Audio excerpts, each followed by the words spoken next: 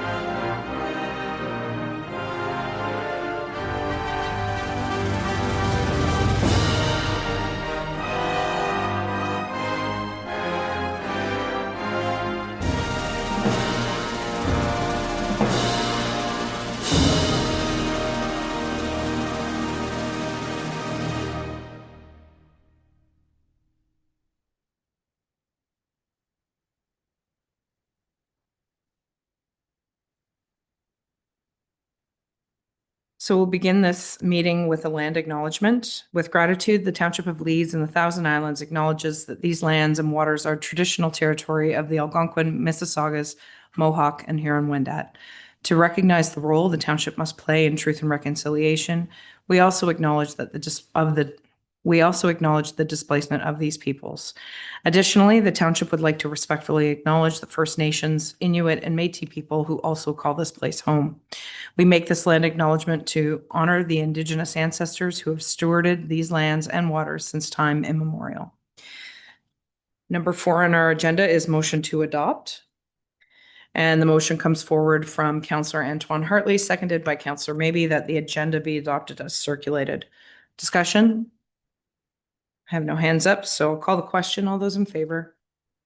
All those opposed? And it is carried. Next item on the agenda is a declaration of pecuniary interest and general nature thereof. Does anybody have an interest to declare? I have no hands up. So we'll move forward with closed session, and there is none, and therefore no reporting out. So we'll move right into our public meeting, and we will the motion is that the public meeting be called to order at 6:03 p.m. and that is moved by Councillor Maybe and seconded by Deputy Mayor Fody. Any discussion on the motion? I'll call the question. All those in favor? All those opposed? And it is carried. So I'll make the preamble. This is personal information collected at this public hearing is collected under the authority of the Planning Act and will be used and assist in making a decision on this matter. All names, addresses, opinions, and comments are collected and form part of the minutes which are available to the public. Questions regarding this collection should be forwarded to the Director of Planning. The purpose of these public meetings is to present applications in a public forum. Following presentations by the applicant or staff, council members will be afforded an opportunity to ask questions for clarification or further information. The meeting will then be open to the public for comments and questions. When you speak, please provide your name and address for recording in the minutes. All comments should be directed to myself, the chair of the meeting. The applicant will be provided the opportunity to address public questions once all members of the public have made their submissions. Following council's decision, notice will be circulated in accordance with the Planning Act. If a specified person or public body would otherwise have the ability to appeal the decision of the council of the Corporation of the Township of Leeds and the Thousand Islands to the Ontario Land Tribunal, but the specified person or public body does not make oral submissions at the public meeting or make written submissions to the township before the bylaw is passed, the specified person or public body is not entitled to appeal the decision. So thank you very much. Now that we've got through the preamble, I'll turn to the planner to introduce this. Okay, sorry, my apologies. I'll ask the applicant to make their presentation. Okay, so we have Kelsey Jones here this evening. Thank you. Good evening. Good evening. Can everyone hear me okay? Perfect. And just to confirm that everyone can see my screen being shared. We can. Excellent. Okay, well, good evening, members of the public, council, and staff. My name is Kelsey Jones, and I'm a registered professional planner with Photon Planning and Design in Kingston. I'm here this evening on behalf of the applicant to present applications for official plan amendment and zoning bylaw amendment for the property located at the southeast corner of Fitzsimmons Road and Granite Ridge Road. The property is located north of the Thousand Islands Parkway, south of the 401, and west of Ivy Lee. The surrounding area consists primarily of rural residential uses with some rural and tourist commercial uses in proximity to the site. The image on the slide in front of you shows some of those uses, including several marinas along the parkway, such as Pex Marina, and a couple of indoor boat storage facilities to the north and south of the property.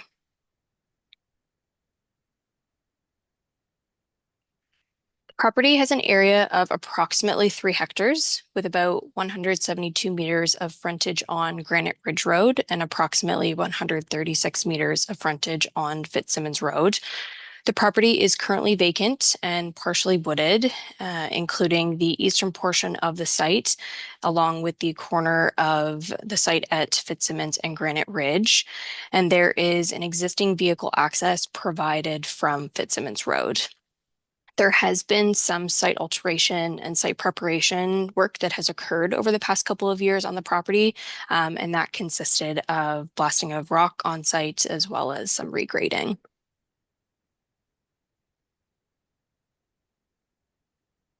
The property is designated rural and located in the Thousand Islands Special Policy Area of the township's official plan. And this land use designation is intended to allow a range of uses, but doesn't allow tourist commercial. But the policies of the special area require that any new tourist commercial use located south of the 401, but not adjacent to any existing tourist commercial uses, be permitted through an official plan amendment. The image on this slide shows that the property is zoned rural. This zone permits residential, agricultural, and various rural uses. However, it does not permit the proposed tourist commercial uses, including a marina or indoor boat storage facility.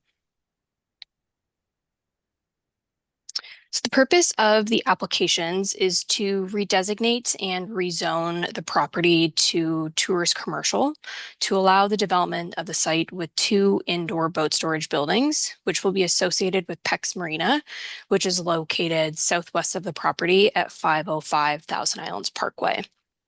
The proposal includes 2 rectangular heated buildings that will offer seasonal boat storage. Each of these buildings is proposed to have a height of about 3 stories and an area of just under 29,000 square meters. Each building will have 3 roll-up doors that will allow boat trailers to be driven into the buildings for loading and unloading. There is existing vegetation on site, which is proposed to be retained, including some mature trees at the corner of Fitzsimmons and Granite Ridge. And there is vegetation within the east portion of the site, which I previously mentioned, which will also be retained. As well, new landscaping is proposed along both road frontages. The vehicle access is proposed to remain from Fitzsimmons Road.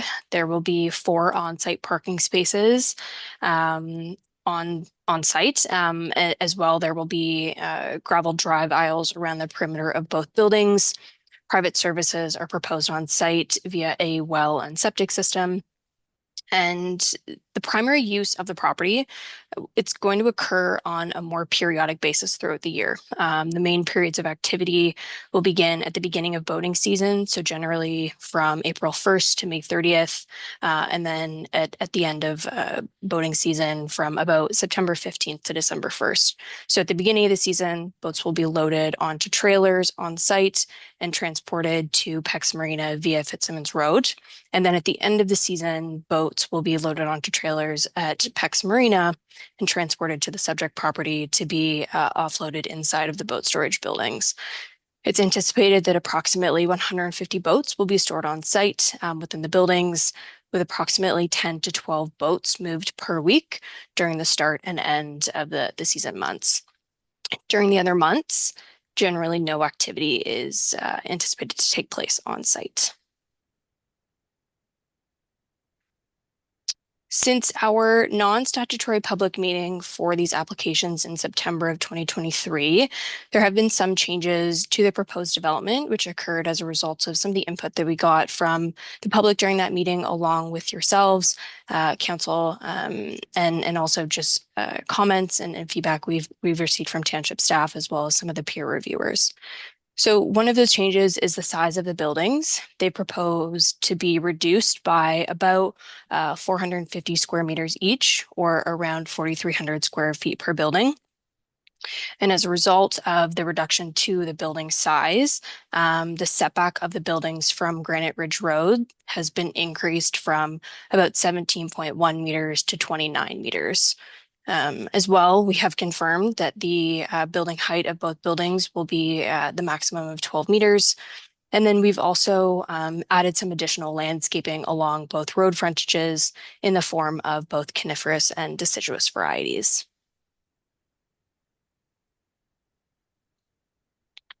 Several technical studies have been completed for the proposed development as well. There has been peer reviews that have been completed for the environmental impact study, noise impact study, and traffic impact study that we've been working with township staff on. Those peer reviews led to some additional work that needed to be completed by the applicant's consultants, and these resulted the results of the traffic impact study peer review resulted in a pavement condition study, as well as a separate road compaction study completed to assess Fitzsimmons Road and to confirm the suitability of the road for truck and boat trailer use. The proposed official plan amendment seeks to redesignate the property to the tourist commercial land use designation. And the policies of the special policy area state that tourist commercial uses are encouraged as the main form of commercial development south of Highway 401, with permitted uses including tourist services, and the proposed indoor boat storage facility would fall within this category of tourist service. In terms of the proposed zoning bylaw amendment, we're seeking to rezone the property to a site-specific tourist commercial to allow the proposed indoor boat storage. And the site-specific zoning relief is sought to limit the permitted use of the property to only a marina, as well as to introduce a more limited definition of marina, which would exclude an eating establishment, refreshment sales, fuel sales, and residential uses, which are typically captured within that marina definition in the zoning bylaw. The site-specific zoning would also establish increased yard setbacks. So this will require larger setbacks from Fitzsimmons Road, Granite Ridge Road, as well as the property line to the east. And those would be larger requirements that wouldn't be typically required by the standard tourist commercial zone. And then finally, the site-specific zoning would permit a reduced number of parking spaces and loading spaces on site. So the parking requirement for the proposal is based on a standard marina definition in the zoning bylaw, which would typically see a lot of activity or people coming and going from the facility for parking. And while the zoning bylaw defines the storage use as a marina, it won't function as one. So the parking requirement that's triggered is quite high and isn't necessarily appropriate for the proposed boat storage use of the property. So we're seeking to reduce both of those requirements. In summary, the proposed official plan amendment and zoning bylaw amendments seek to redesignate and rezone the property to a tourist commercial land use and allow indoor boat storage, which will support the ongoing operation of PEX Marina. The proposal is consistent with the provincial planning statement and conforms to the United Counties and Township official plans. And ultimately, these applications will support the recreation and tourism industry of the region. And the project will be and has been designed in a way to support compatibility with the surrounding rural and rural residential landscape. And overall, it's my opinion that it represents good land use planning. And with that, I thank everyone for their attention. I know the applicant is there in person this evening, but I'm happy to assist with answering any questions. Thank you. Thank you very much for your presentation, Kelsey. So I'll turn to council with any questions this evening. To start, I have Councillor Lackey, Deputy Mayor Fody. Go ahead. Thank you, Your Worship. Through you, I just got a text from a resident on the road who is on the road. He can't be here. He had a couple of questions, and I'll ask on his behalf. One is I assume it's going to be in the site plan, perhaps, but the storage of blocking trailers, boat stands, things of that nature that are natural to the industry. If that's going to be all stored inside at the best of times. And the other question is, the property's in regular shape. We see what we see at the corner, but it also stretches behind a couple of the residents on Granite Ridge. And I'm wondering if that portion of the property needs to be included in the rezoning, so that perhaps there's a restriction of something being built immediately behind those people eventually. So I'm not sure who to, because I'm looking at that strip of land. Can we put the actual diagram back up so that we could see the shape, the irregular shape that Councillor Lackey is referring to? I'm not sure if you can, Kelsey.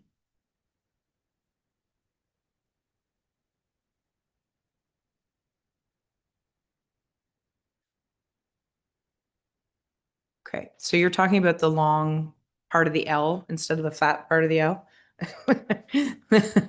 Yeah, I'm sorry, I need you to come to. Oh, What's that? I sorry. was just going to say, through you, with respect to, I think the first question was, is it going to be indoor storage? Primarily indoor storage? Through you, Your Worship, just for clarification, no, there's things that go along with boat storage, and that's the trailers themselves, the jack stands, If you're storing. just the blocking, that sort of paraphernalia. I think what the resident is saying is, are we going to make some effort so it doesn't look like a junkyard? But realizing that all this stuff goes with the That, marine industry, you have to have it. correct. Okay. So I'm going to ask the applicant to come forward to the podium because he'll be able to answer what the intent is on the property. All the questions. It's been 4 years we've been working on this. So as in regards to stands, jacks, blocking, that will all be inside for two reasons. It's cleaner, it protects them. We want them to stay dry and last longer. So there's no concern of it looking terrible. We live next door and it's in our best of interest to make it a beautiful site. It was a dumping site for many years and it will not be that. As far as the L shape in behind, there's absolutely zero intentions to touch that, and nor can we. It's a 25-foot valley.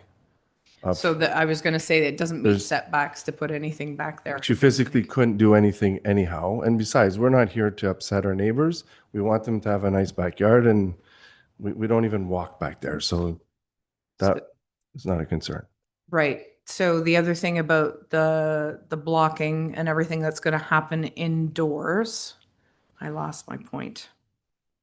Sorry, it'll come back to me. But the blocking that's happening is going to be indoors, but I know what I was going to say. You really probably, based on the diagram that with the buildings on the site, if you were to block boats, say along Granite Ridge, that one, yeah. So I wouldn't think that you'd have enough turning circumference in order to get your boats in and out, correct? If you were to block boats Right. along So, there. you know, before we started this will take me just 1 minute, just so that we don't get lost in zoning and what we're trying to upset people for. Before we bought this property, we came to this township and proposed the idea, knowing that there's a shortage of space for boats, which is the economic driver for this whole township. We knew Williams was leaving, and since then it's been a real problem. And we get along with our neighbor, Kehoe, but it's removed 2 acres of prime waterfront storage. There's no more room. There's nowhere to go.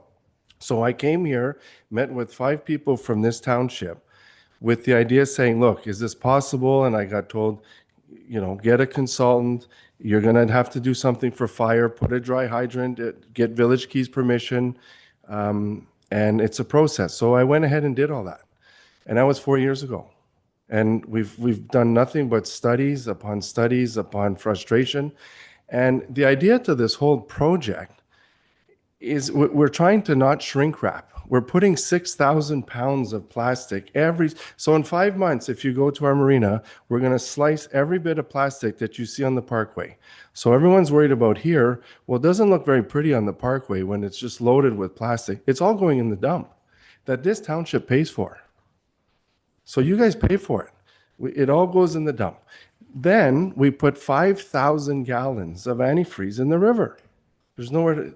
So this is an environmental problem. These boat marinas, and our association is constantly trying to make us better. And we are amongst 20% of the marinas in this whole province that are platinum certified for environmental. Something we take very seriously. Only 20% of the members meet that criteria, and we are, because we're constantly trying to make it better. So that's why marinas do buildings. So it's extremely important. That's why we're here. Thank you. Go ahead. So the 2 questions you have, I believe, have been answered. Okay. So I'll move on to Deputy Mayor Fody. Please go ahead. Thank you, Your Worship. Through you, Kelsey, you presented this. If you don't mind, I'll bounce these questions. It's irrelevant to me who answers them. The gravel around the outside of the building stays as such, right? Like crushed stone. Mm-hmm. The buildings themselves are sitting on a cement pad, I would assume. Mm-hmm. Right. Okay. And I saw a letter sent in earlier regarding the beeping noise of trucks backing up. Is it not your intent, from what I read, you're going to drive in, turn around, and then park until you get the building full, I assume? So once again, if you look at this diagram, we got loading spaces at the front. I don't know who requested this. It's not even going to happen there. We had to pay engineers to put that there. These boats get picked up and dropped off inside the building. Yeah. So there's no activity outside. It comes in and backs up. Right. It's inside.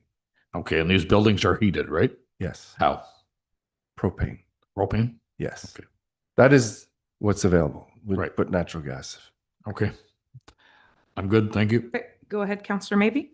Thank you, Madam Mayor, and through you, there is a grease trap or a oil separator being provided into the design of the floor, and to catch any contaminants or oils or antifreezes that may get on the floor.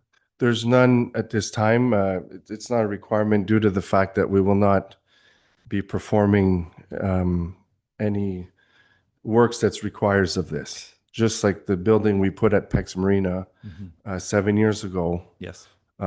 we have drains. There will be drains, but it's strictly for water. Yeah. So no, it's not meant to be used for mechanical. Yeah, it's not meant to repair. be, but I'm more in the safeguard in case something leaks or spills while serving. Well, we make all the goes out. right. We make all the provisions. We have oil spill kits. Should something happen, it's a good comment, but we have all those provisions Okay. in all of our current businesses, dealerships that we have. So there's no concern of environmental. Okay. Besides, for the size of these buildings, a drain system is quite complex. Yes, no, To I'm make- well aware. It's a 260-foot linear foot building Yes. to make the water. Yeah. Okay, thank you. I have Councillor Leclerc. Hi, thanks for the delegation and through you. I'm just asking about lighting. Forgive me, I'm new to the file, but I read a little bit of concern around it, and then I think it's being addressed differently than other projects we've seen. So I'd just like to give you an opportunity to speak to that. Well, for us, we're not working at night, so we do not need lights for any reason. I think that corner is very dark for myself. We would put lights if people want some, and we would not have any if people don't want them. But there's absolutely zero intentions to make this a bright, obnoxious. If anything, it would be soft LED lights just for safety, but it's not required. It could be pitch black. Thank you. Any other questions? You're good? Any other questions from council members? I have no other questions. Are there any questions from participants online? And then I'll go to the gallery. Your worship, my name is Michael Paulowin. Yes. I'm legal counsel to the applicant, and I'd just like to say a few words if that's acceptable. Sure. Thank you. So this matter began 4 years ago. Applications were filed 2.5 years ago. It's fair to say that the Planning Act gives 120 days to a council decision. We are well past that. The applicant has had the right to appeal for non-decision for most of that 2.5 years, has chosen not to do so. He mentioned the extent of studies that were required of him at great expense and at great time that in fact are not called for in the township's official plan. So, you know, we think that this is a good project for the township. We think that he has gone head and shoulders above the requirement to demonstrate that. We'd encourage committee of the whole to ultimately send a recommendation to council that this be approved. But I think it's fair to underline the fact that as I say, that the applicant has not filed an appeal to this point and still retains the right to file an appeal. And I'm happy to answer any questions that anyone may have. Thank you. I have no hands up at this point. Is there anyone else online that has a comment or question? Okay. Anybody in the gallery that'd like to ask any questions? Okay, please come ahead. I need you to speak at the microphone because nobody online can hear you otherwise.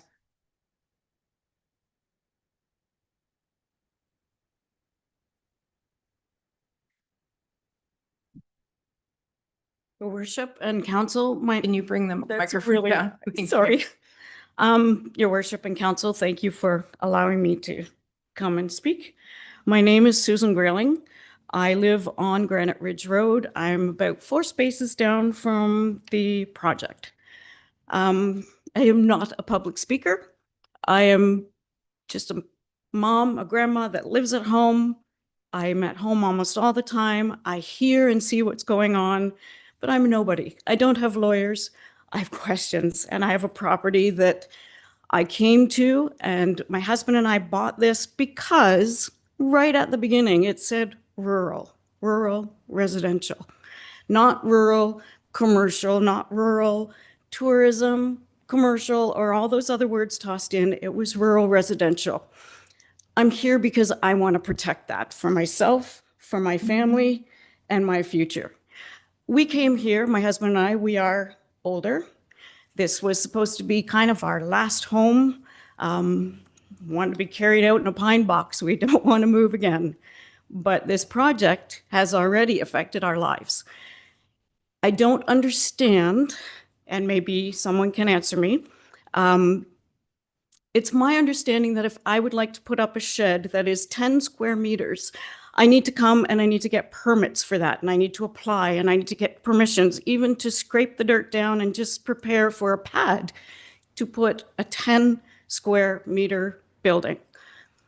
This property at Fitzsimmons and Granite Ridge, there's been work going on off and on for it's been 4 years, has it been? 4 years, it's been a long time. I agree, they deserve a decision. They really do. We deserve a decision. But the noise has already affected us. The blasting affected us. And I understand from the last meeting that blasting, that they paid a specific company that the radius of the effect of that blasting was supposed to be really minimal. I am 4 houses away from the project. It's not that minimal. I had things break. I had things change on my property. I heard it. I felt it. Sadly, I'm at home almost all the time with kids, grandkids, and I was looking after elderly as well. So I saw it. I felt it. It happened. I didn't realize that I would need kind of proof that that sort of thing happened, because I never expected to be in a commercial tourism discussion or argument about this property. I am nobody. I don't have a reputation in this community, but maybe that's a good thing, because I just mind my business. I keep to myself. But I think that my opinion matters. I think that my neighbors' opinions matter, and everyone that I speak to does not want this in our area. We don't want it on Granite Ridge and Fitzsimmons Road. It does affect us. Before someone says you don't want somebody to make money, that's not true. We know we need the tourist dollars in here. We know we need the business here. But on a cursory search this morning, there are 100 commercial properties available right now in our greater area. 32 of those are in the Leeds Thousand Islands area. You could take this project and plop it somewhere else that didn't affect the public or didn't affect our little neighborhood. I'm not sure if any of you live in our neighborhood, but you're making a decision that affects us. There's not that many of us, but our lives get upheaved because of this ginormous project going on. Sorry, I'm not following my notes, but I'd like to have just a second to carry through them. I do not understand how this went through and all the blasting happened and all the moving of so much rock, and obviously so much money has been invested in this project, either without permits illegally, or with some sort of backdoor, maybe it's already passed and this meeting is a farce, because you're supposed to consult the people that live there. I think our opinions matter. I think it should matter greatly what we think of our area. If the decision was made already and you're just waiting to bring out that piece of paper from somebody's pocket, that's not right. If the project's gone on without permits, I don't think that's right either. I gather from this evening that you haven't given permits and it hasn't been approved. I don't think that's fair to the applicant. I don't think it's fair to the neighbors. I kind of view this as that's our green space and you're kind of our Doug Ford. I say that being someone that grew up in Toronto with the Fords in a political family. I grew up with those folks. They are lovely people. They don't do things that I always like. They make political decisions that I don't like. But at the end of the day, they're really nice people. They're kind. I grew up with them. We went to schools, neighboring schools. We had a little bit of rivalry. And then our parents went to work in the city halls. And as kids, we rode our bicycles through those city halls and our skateboards. They're real people. They're kind people. I imagine you are a real kind person. I just don't know you yet. I just don't believe that this commercial project belongs in our residential neighborhood. I think you have other options. I don't. I don't have the option of just getting up and moving. I don't have the option of redrilling a well should your water affect our water, which is already an issue. Sometimes at the end of the summer, you know your wells are giving you trouble. Does this project affect our wells? Does it affect our taxes in the future when the roads are being destroyed? I just don't understand. I think I've got 3 questions in there. Maybe there's more, but I'm concerned about the water. I'm concerned about the commercial traffic coming back and forth. I'm concerned about future taxes and just our peaceful, quiet home. I think that's it. Okay, thank you. So the questions, you have the questions there, Madam Planner, or? Okay, oh, right, sorry. Are there any other questions from the gallery before we address those? Please come ahead.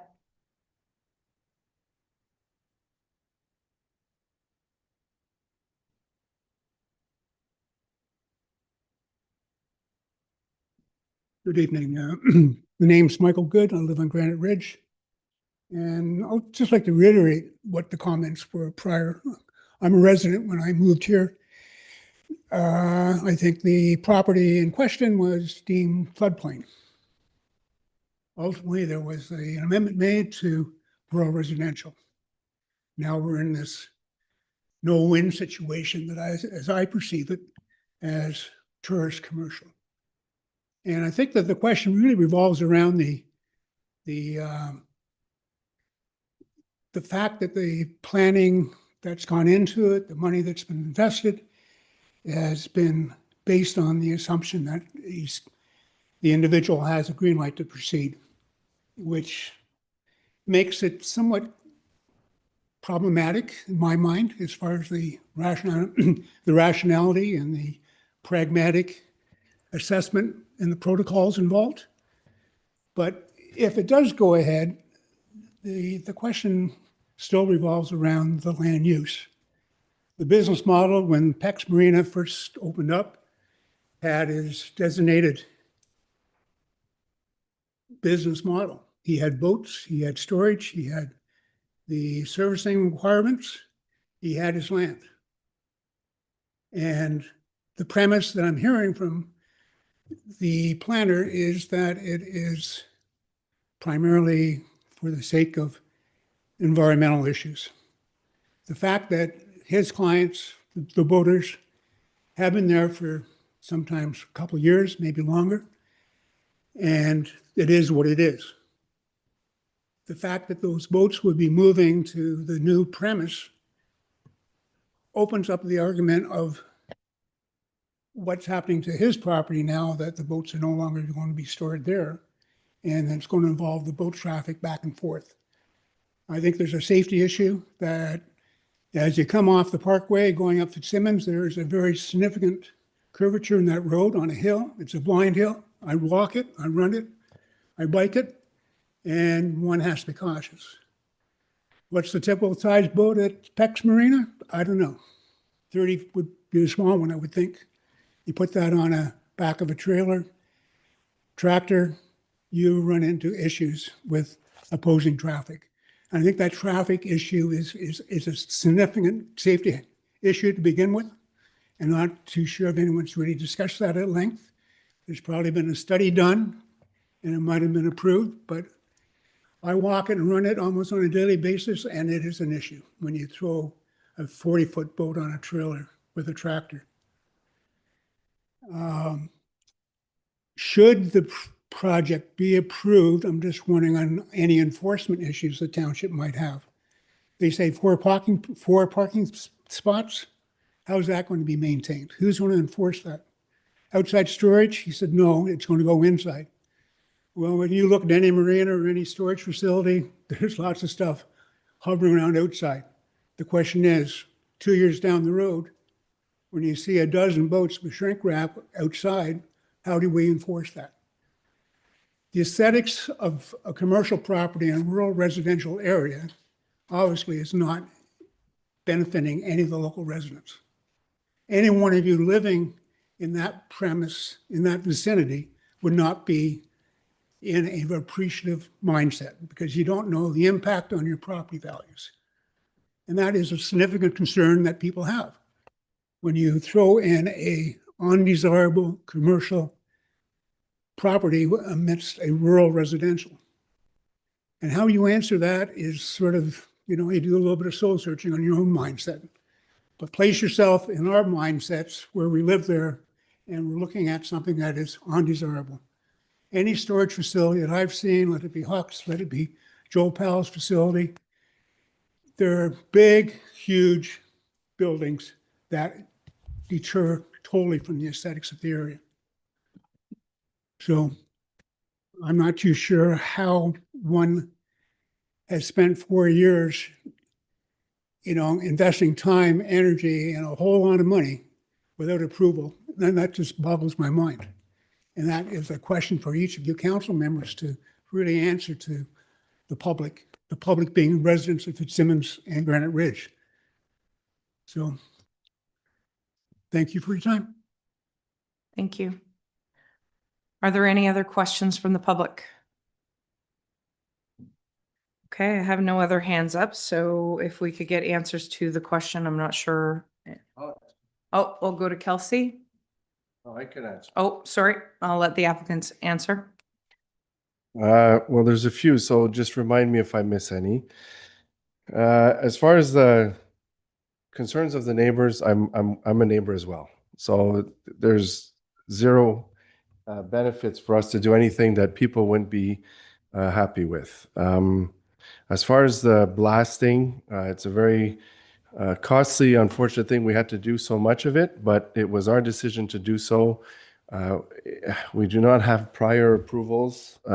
It appears I must be looked at someone that's a little crazy to do all this, but it's a lot of work and we need the space. So that's our risk, has been all along. There is no backdoor envelopes or hanky-panky or pre-approvals. I wouldn't be here today and be hundreds of thousands of dollars spent if that was the case. We'd have a building 2 years ago if that was the case.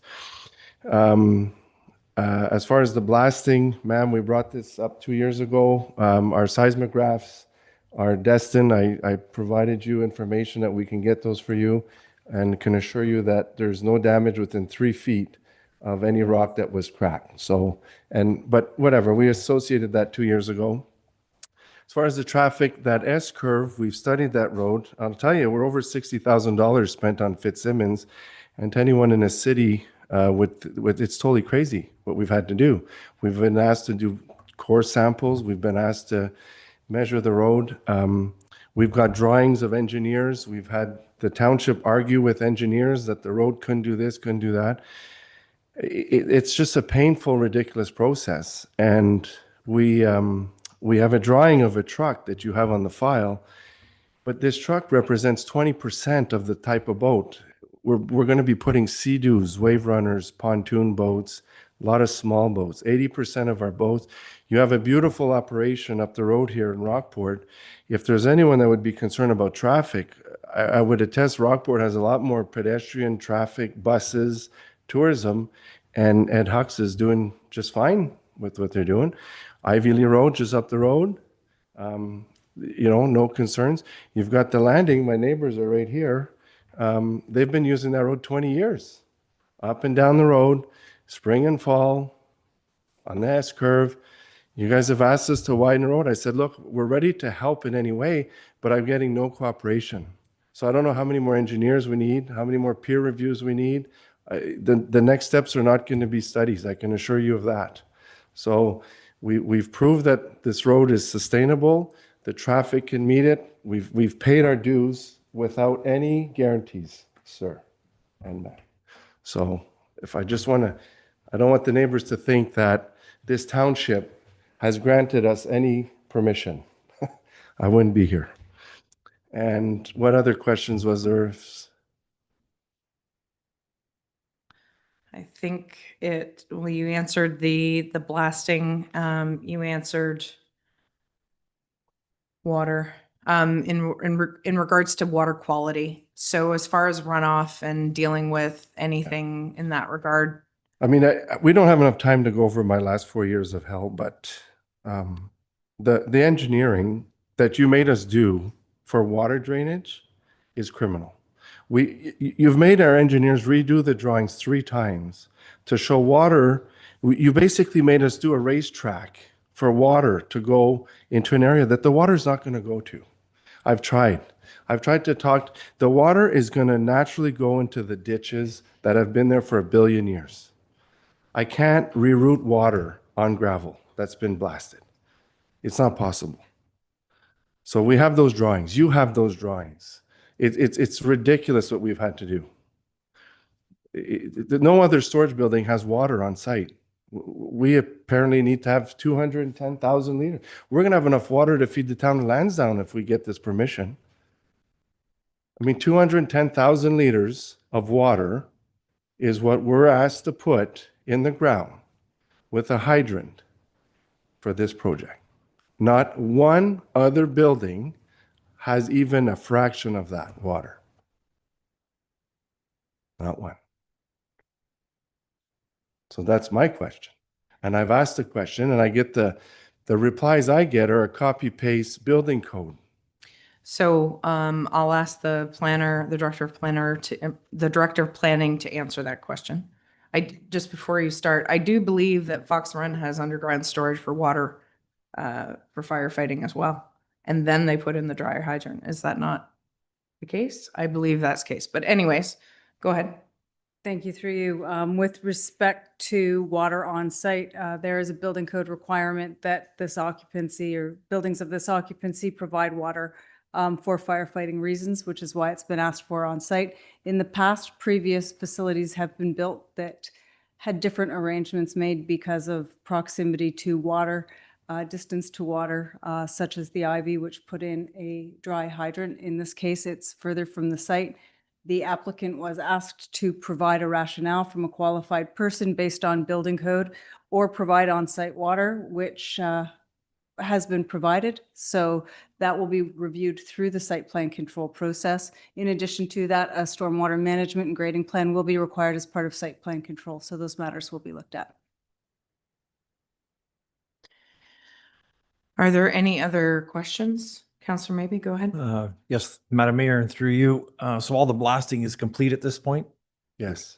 Yeah, so, and all the rock that is remaining on site will be ground up and moved off site or reused in the concrete or? Will be used. We, just 2 weeks ago, we got, I guess, 2/3 of the pad completed, ready. So that, because everyone's too busy in the summer, contractors, construction companies, so anyone's welcome to go up there at any time. And basically, we've got a, basically set up. As far as the site plan control that we've had to revisit 3 and 4 times, I have better opinions to make it prettier, and I get pushback for that. So it's a losing battle. You've got us dedicating a 75-foot some sort of graded pond that the water's not going to ever go to, where I'm suggesting we just put a nice berm with 2 rows of trees, and it's going to be much prettier. But I have no one here to talk to about that. So I hope that with the site plan, I could sit with someone to say, okay, this is what's here, but we can agree that if it's because the neighbors want it prettier, I'm ready to do that at our cost. But it's a fight. Everything's a fight. It's unbelievable. Any other questions? Go ahead, Councillor Leclerc. Thank you. And through you, I'm just wondering if you could address the comment earlier about other commercial sites. Were any considered at all through the process? Well, I'm not, look, there's other storage facilities in the province, in the area. I was told 5 years ago by the building official that if I had permission from Village Key Marina, which is at proximity of the parkway, that if we put a dry hydrant in at our cost, which was very much encouraged and supported by the fire department because it would be our costs and annual maintenance, that would qualify. So we did that, and it got denied. So this sent us on a, year of studies and whatever. So I'm not against water, and I'll tell you why, because for the insurance premiums and to the well-being of the customers, everything, we would never want a fire in any way, but there's an advantage to have water. So we had a proposal to get a big tank. It's the largest tank that is manufactured and can be transported, and it met 87% of the building code of Ontario, which is pretty stringent.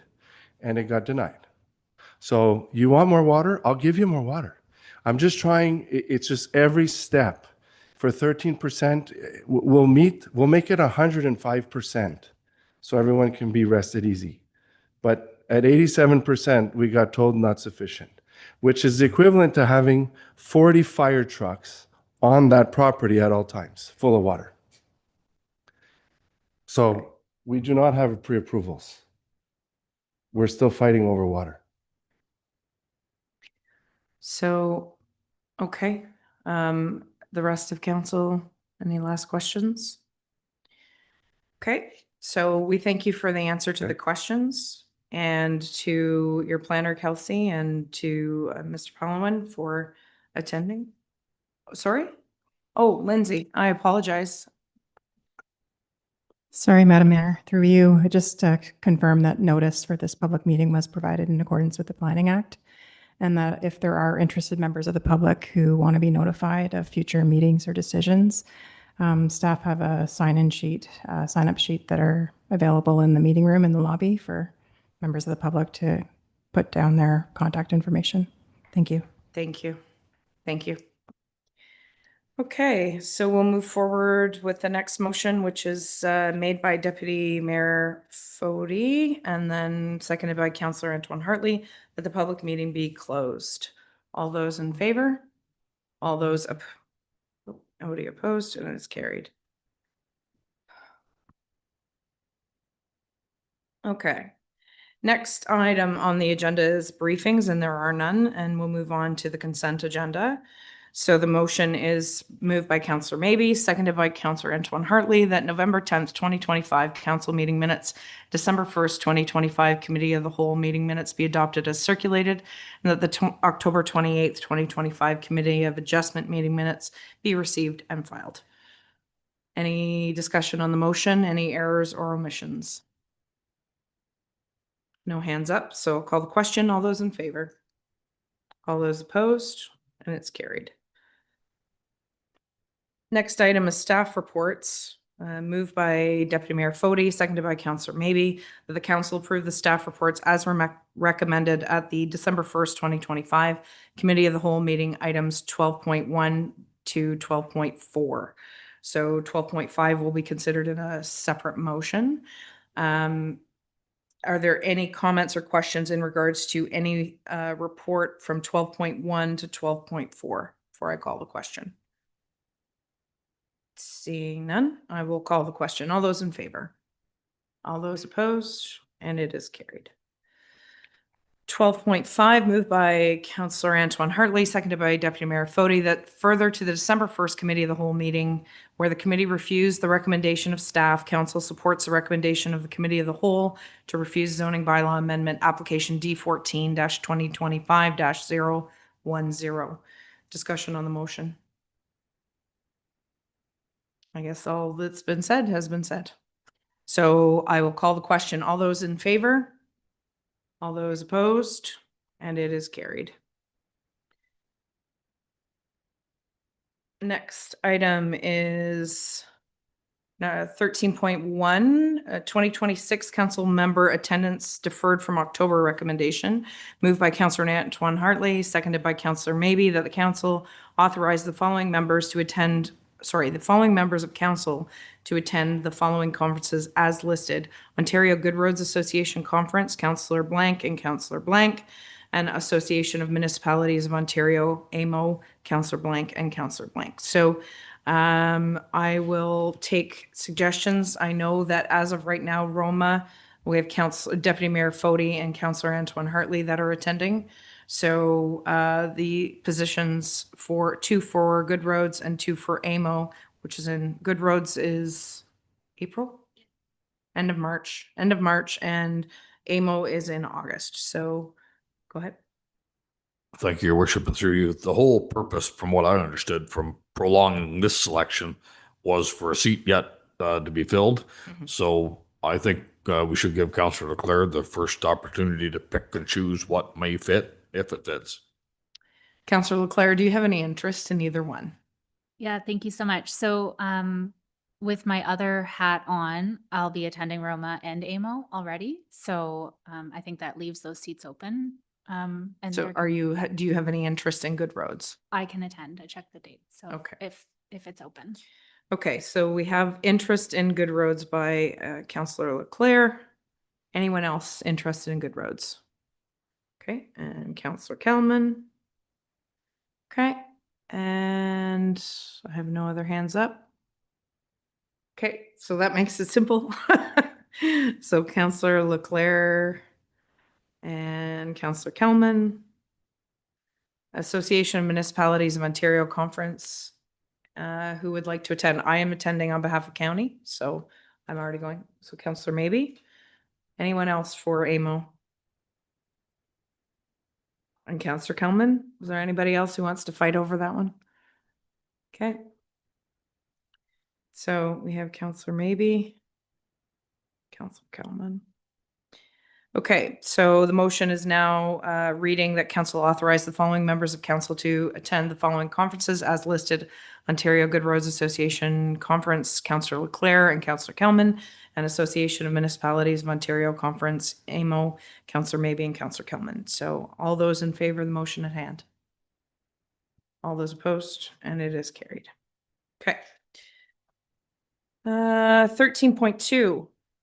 My favorite motion of the evening. Motion that comes from Councillor maybe, seconded by Deputy Mayor Fody, that council appoint blank to the Cataraqui Conservation Full Authority Board beginning January 1st for the remainder of the council term.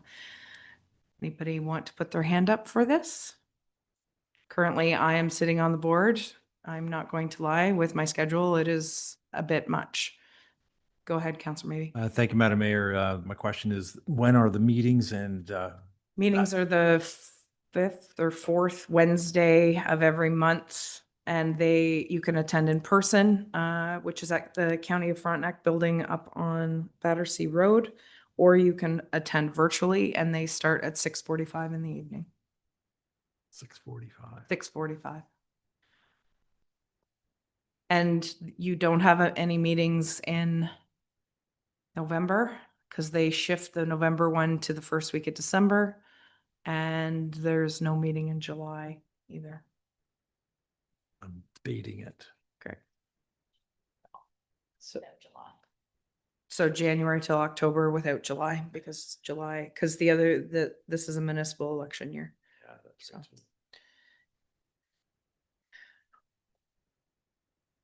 My question is whether I can do it justice. Councillor Kelman's going to save me from myself. Thank you very much. So I'll put Councillor Kelman up. Yeah. Thank you, Councillor Kelman. Okay, so the motion is that council appoint Councillor Kelman to the Cataraqui Conservation Full Authority Board beginning January 1st for the remainder of the council term. All those in favor? All those opposed? And we're carried. Thank you, Councillor Kelman. Next item is comprehensive report of applications for official plan amendment and zoning bylaw amendment. File number D is 09-2025-002-D14-2025-011. Moved by Councillor Kelman, seconded by Councillor Lackey. That council adopt the official plan amendment township file number D09-2025-002 attached to planning and development report number 2025-089 as exhibit F to amend the locations of the rural and tourist commercial land use designations of the property municipally known as 7 Clark Drive on Schedule A1 of the Township Official Plan, and that the amendment is forwarded to the United Counties of Leeds and Grenville for approval, and that the county approve the application for zoning bylaw amendment Township File Number D14-2025-011 per amending bylaw and Schedule A attached to Planning and Development Report Number 2025-089 as Exhibit G to change the zoning of a portion of the property municipally known as 7 Clark Drive from tourist commercial CT zone to rural residential special exception 18 RR-18 zone in the township zoning bylaw number 07-079. It's a mouthful. Anyways, I think I did okay on that one. Discussion on this motion. I have no hands up, so I will call the question. All those in favor? All those opposed, and it is carried. Moving on to. Oh. Did I read it all? Yes, I did. Sorry. I thought I missed part of it. 13.4, request for extension of draft plan of subdivision approval, River Valley Estates. Moved by Councillor Leclerc, seconded by Councillor Kelman, that council supports the request for an extension of the draft plan of subdivision approval submitted by Forefront Engineering, Inc.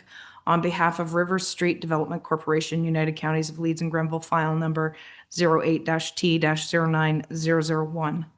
Discussion? Go ahead, Councillor Maybe. Thank you, Madam Mayor, and through you. Is there any time frame on how much longer they'll need for those other items to be completed?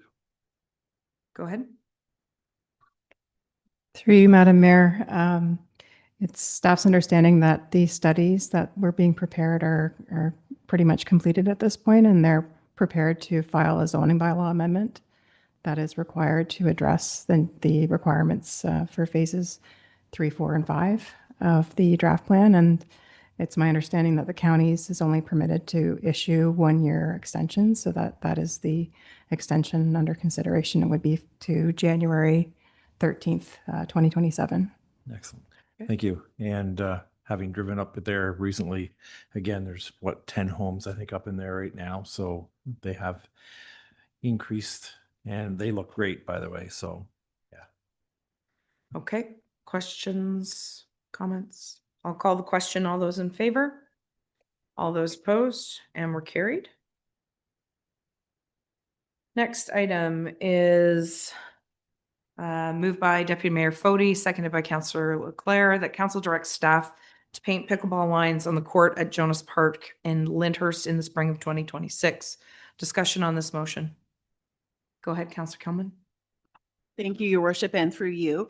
So the concern that we had at the Recreation Working Group regarding promoting pickleball in that area is stemming from the idea was broached at the Lyndhurst Community Organization meeting several months ago, and they put out a call for feedback for people that might support playing pickleball there. And they asked, it was in there, it went out by their email distribution, and also they posted on social media and on the village sites and on their own Facebook site.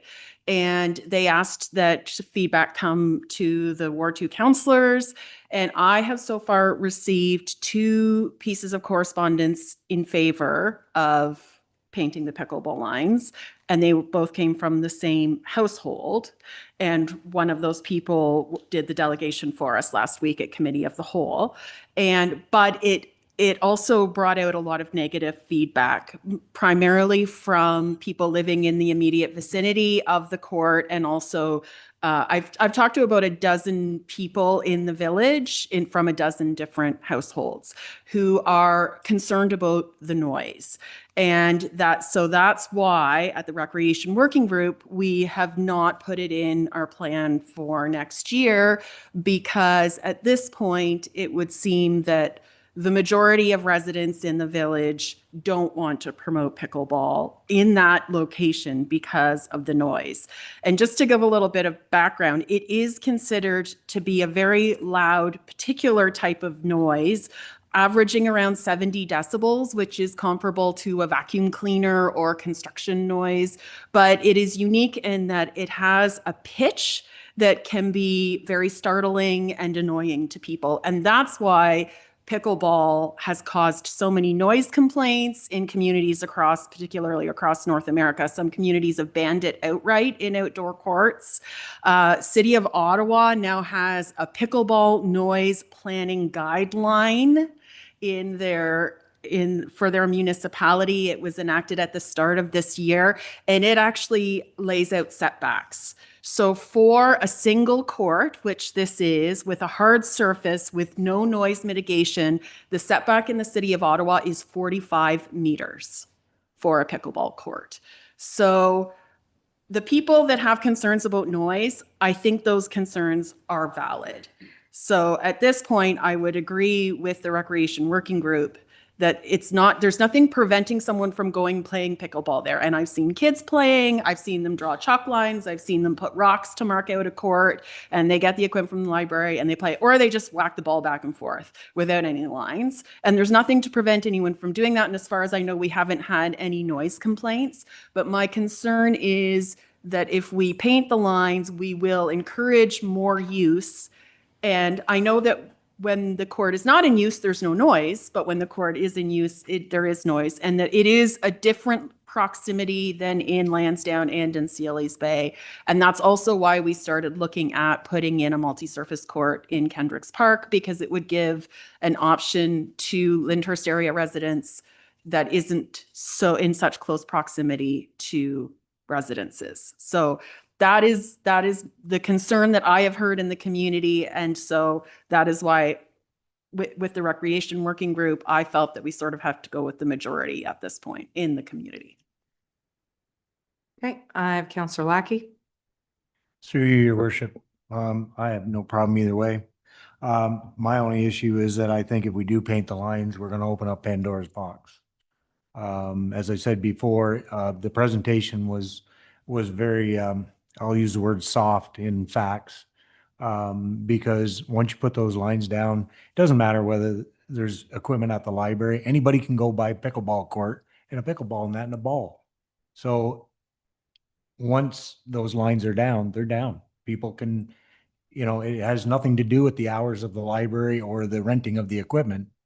It'll just be available. So I think, what they do without the lines, that's entirely up to them. But I think once the lines go down, then you're kind of asking for trouble. I would feel sorry for our bylaw. Okay, I'll go to the CAO. I'm looking up a photo.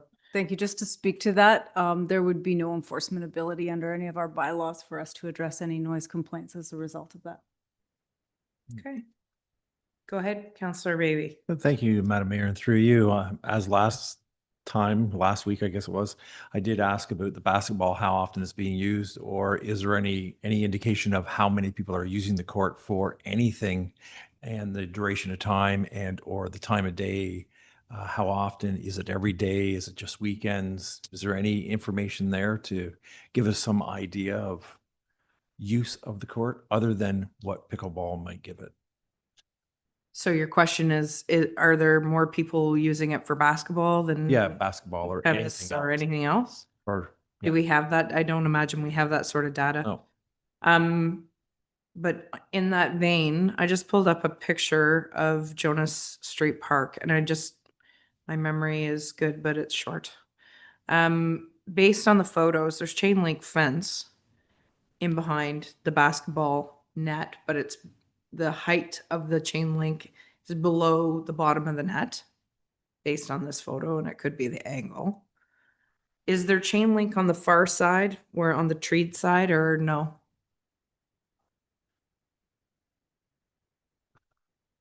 Sorry, there is fencing, but it's very low. Yeah, so I guess my question to your point, based on multi-use, I know that when I play pickleball, the ball goes astray more often than not. So I'm just wondering if this is going to cause issue, because that would be going into someone's backyard on the one side. Well, on the back side, it's someone else's yard as well, I think. So I'm not sure if I know that we live in a small town. People are pretty generally kind, and that wouldn't be an issue. But if you're always running into someone's yard to get your pickleball or basketball or whatever, I just don't know. I'm assuming that's why the basketball net is facing the road. So if they overshoot, it goes into the road, which I don't know if is any better from a safety point of view. But anyway. Sorry, I'm rambling, but I'm more concerned about the height of the fencing there, as well as going into other people's private property. Go ahead, Councillor Antoine Hartley. Personally, I think the sound of a basketball can be more noisy than the pickleball. However, I think that this is a a small ask. And I think they're aware that eventually there'll be something going at Kendrick's as well. But I think they really are just looking for that opportunity for something right in the village, like Lansdowne has, like Sealy's Bay. Anyways, I think I'm in favor of this because I think it's a small ask for a little bit more recreation for our community members. Anyways, yeah. Okay, I'll go to Deputy Mayor Fode. Thank you, Your Worship, and through you. The reason I brought this forward after the presentation previously was just for this, for discussion. I think our recreation working group has a real handle on all of this. That's what they've been tasked to do, and that report that was presented is well done. But more importantly, I can appreciate more activity available to any resident of any age. But when we get more negative feedback than positive feedback, that's when we need to stop and really take a look at what we're thinking. So I would not support this now. Thank you. Go ahead, Councillor Kelman. Thank you, Worship, and through you. I don't know if we can amend this. I think it should be referred back to the Recreation Working Group to continue to monitor, because if we had, increased demand, we could look at noise mitigation. We could look at improving the fencing and fixing the problem, to have it in that location. But as the code is now, I stand by what I said. I think it will cause more problems than it will benefit, for more people than would benefit from it So at this point. the motion as it's read is that council directs staff to paint pickleball lines on the court at Jonas Park and Lyndhurst in the spring of 2026. So it would require an amendment to direct staff, that council directs staff to contemplate pickleball lines in Jonas Street Park in the grand scheme of the master plan of. Oh, okay. Is that correct? I just, not that I don't. Since they defeat it and just have a new resolution, it would be referred back to the recreation. We could do that, but do we need to refer it back? Do we need to, or can we just provide?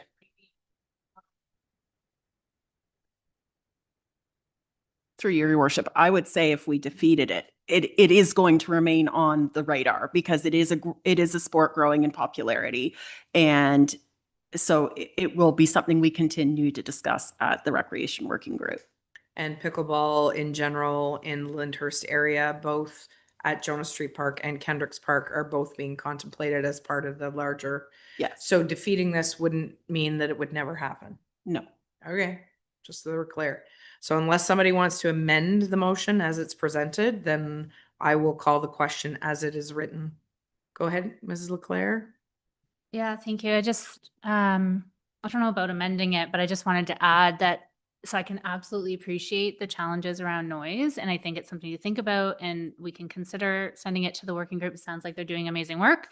But I do want to highlight that it's just one court, and most of the noise complaints that are out there in the media are for multiple courts. So I don't know if there's a way to create an opportunity here for people to utilize it and, allow neighbors to be neighbors and go address it like you would if kids were playing basketball at 10 o'clock at night. And then address it if it becomes an issue. But I'm inclined to support it, because I do think that activity is such a great thing. And I'm very keenly aware that it's one court. I just really wanted to highlight that, but I can absolutely appreciate if, we want to send this back to a group to have more discussion about it. Thank you. Okay. Any other comments? So the motion is made by Deputy Mayor Fode, seconded by Councillor Leclerc, that council directs staff to paint pickleball lines on the court at Jonas Park in Lyndhurst in the spring of 2026. All those in favor of the motion? 1, 2, 3. All those opposed?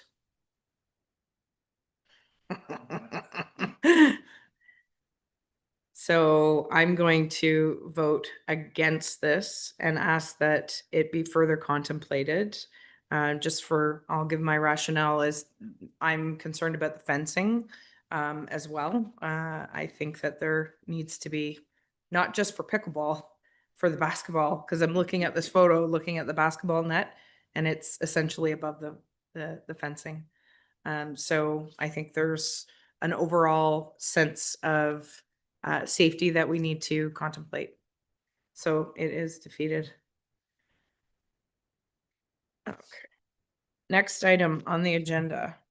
Staff reports for information, 2025 Emergency Management Program Compliance Update. Comments, questions? Madam CAO?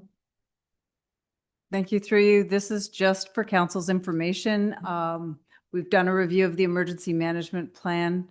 We had a tabletop exercise in November where staff that are on the emergency control group met to work through the plan and work through a scenario. So this report's just being brought forward for information purposes.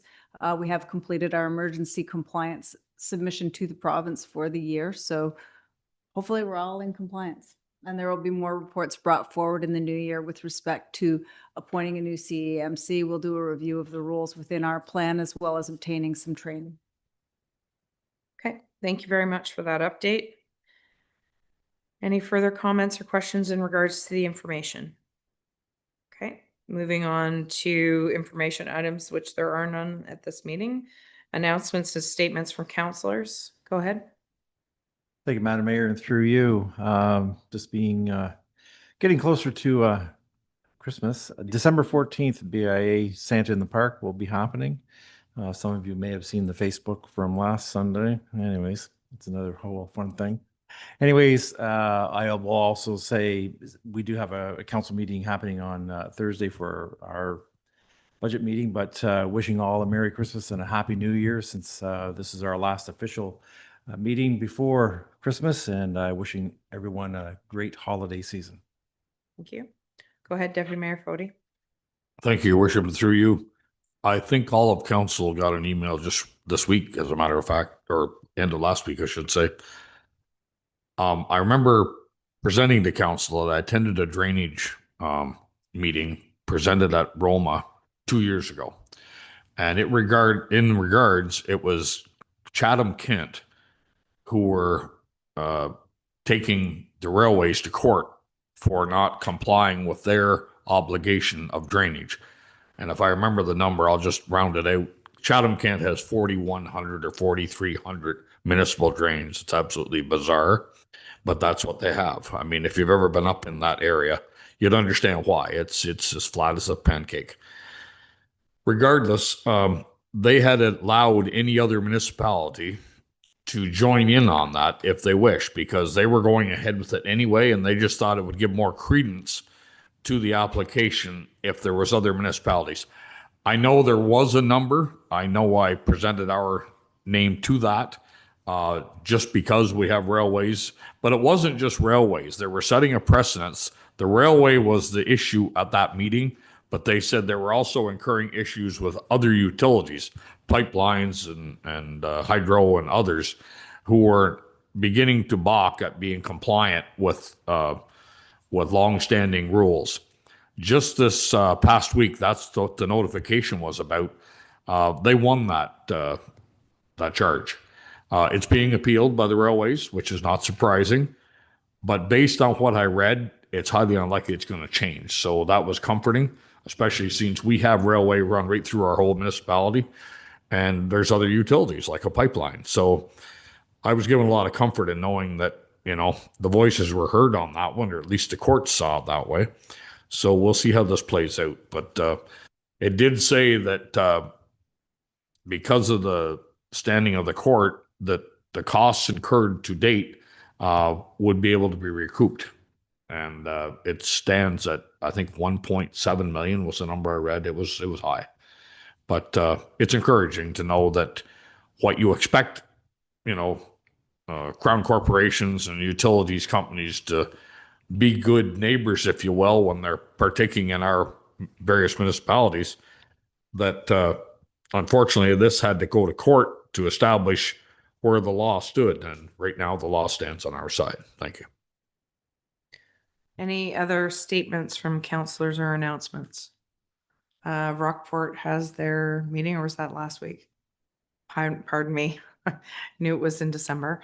Just wanted to say thank you to all the folks who have attended various parades and holiday events. I think it's really important. I just want to make mention of all the donations that we've been seeing going to both Roll Aid in the rear of Leeds and Lansdowne Food Bank, as well as the Gananoque Area Food Bank. Families are definitely finding it difficult this season.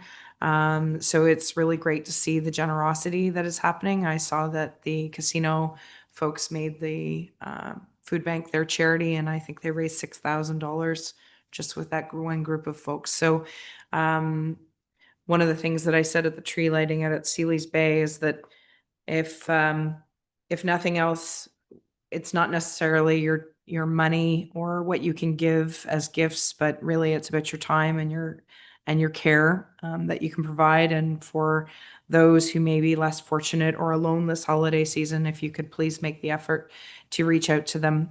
And I know that there's lots of places that do turkey dinners and holiday suppers where they invite those who might be on their own for the holiday to join in, and perhaps maybe if you know somebody, you can ask them to join in your own family gathering to make them feel welcome. So that is my comment for this last council meeting, although our special council meeting is on Thursday to contemplate the 2026 draft operating and capital budgets.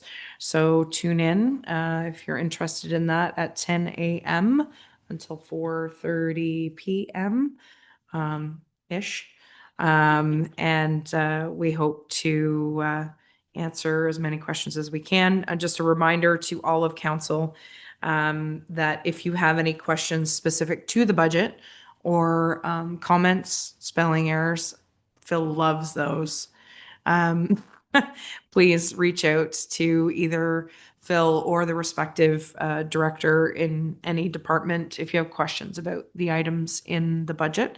Thank you for getting it out to us with a little extra time to digest. It does take a little bit of time, so I don't think I've forgotten anything. Okay, there is no closed session this evening, and as far as bylaws, moved by Councillor Leclerc, I think. And seconded by, I'm just getting used to her signature, so bear with me. And seconded by Councillor Kelman that third reading and final passage be granted to bylaws number 2025-057, 2025-058, 2025-060, and 2025-061 be granted. So all those in favor? All those opposed? And it is carried. Which one? Did I? This is the one that you're denying. Oh, The recommendation. so we have to defeat this? Okay.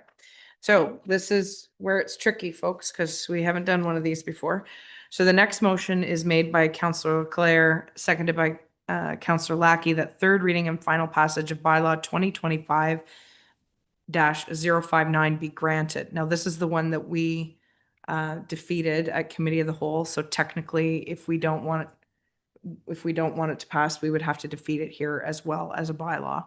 And then that triggers the turning down of the zoning amendment. Okay. So when I say all those in favor, there are no hands up, and all those opposed, all those abstaining. Yes. So it's defeated. Sorry, sorry, my apologies. Is there anybody who's in favor of this bylaw to be granted? I have no hands up, so the motion is defeated. Okay, now that we've managed that protocol. Next motion, moved by Councillor Leclerc, seconded by Councillor Lackey. The three readings and final passage be granted to bylaw number 2025-062, being a bylaw to confirm the proceedings of the Corporation of the Township of Leeds and the Thousand Islands at its December 8th, 2025 council meeting. All those in favor? All those opposed? And it is carried. Next item is motion to adjourn at 7:24 PM. Moved by Counselor Leclerc, seconded by Counselor Lackey. That council adjourn at 7:25. All those in favor? All those opposed? And we are carried and adjourned. Thank you.